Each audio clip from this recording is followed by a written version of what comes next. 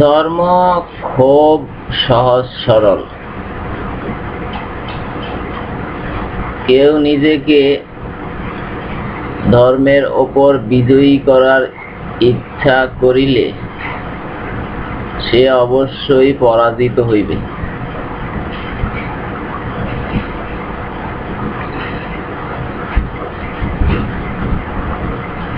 অর্থাৎ দিনের ব্যাপারে বাড়াবাড়ি করো না, বরং সর্বদা মধ্যপন্থা অবলম্বন করো। নিয়মানুবর্তিতা অনুসরণ করো।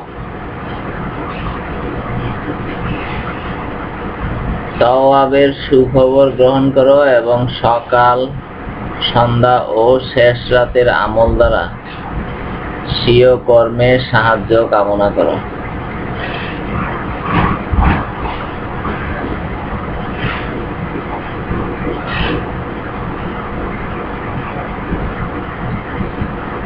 আল হাদিস, বুখারী শরীফ, হাদিস নাম্বার 38।